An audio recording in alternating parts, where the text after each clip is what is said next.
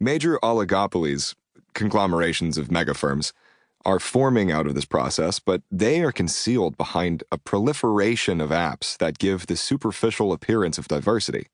Behind our smartphone screens is growing an infrastructure of automated financial control.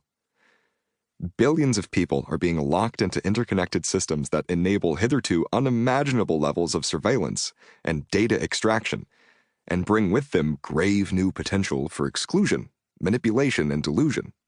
The fight to lock people into dependence on these systems is becoming a geopolitical struggle between major powers, supported by their corporate allies.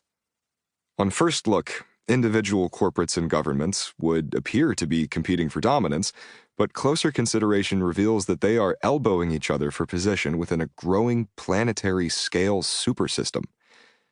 It's difficult to glimpse this supersystem in its entirety, partly because it is too large to see, but our routine interactions with a constellation of phones, computers, and sensors, all of which route information to faraway data centers, leave an imprint on us, translating into an uncomfortable sense of living in a world destined to move towards ever greater levels of concentrated interconnection.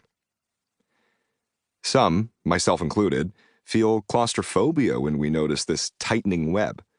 I shudder at adverts that showcase the convenience of products that will later attempt to study and steer my behavior.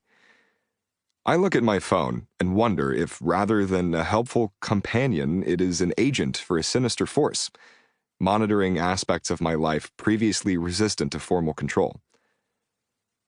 I am not here, however, to argue that the digital world is bad, or that it should be contrasted with some good non-digital world. Public debates are framed as battles between one thing and another, but I see the world more as contradictions.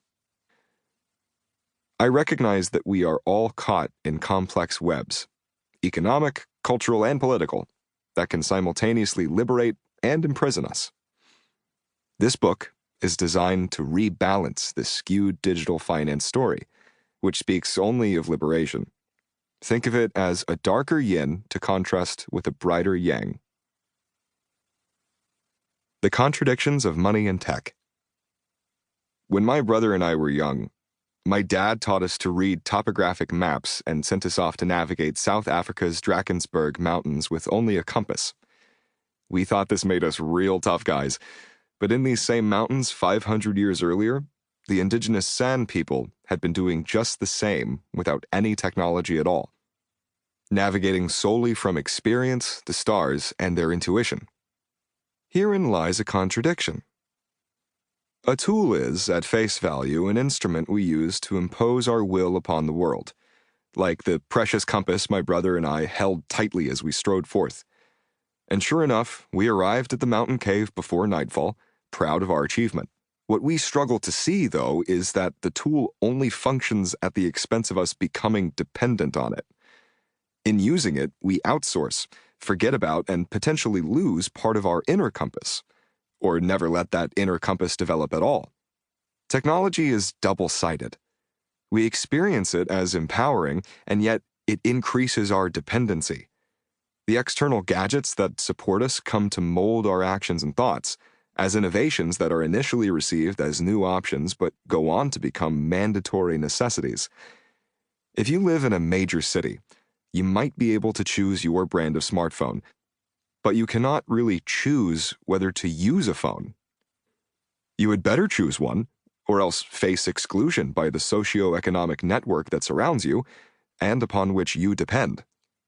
And this contradiction intensifies when we do not even hold the powerful technologies on which we are dependent. Google Maps, for example, does not exist on my phone. It resides in a distant digital data center, part of what is colloquially nicknamed the cloud, which I access via my smartphone. It is an outsourced sense of direction entrusted to a very large entity far away. Our dependency on Google Maps is recent, a matter of decades. But today, a Londoner's heart is set racing when their phone battery drops to 1%, and the prospect of losing access to that distantly controlled digital oracle looms. We build our lives around these technologies in such a way that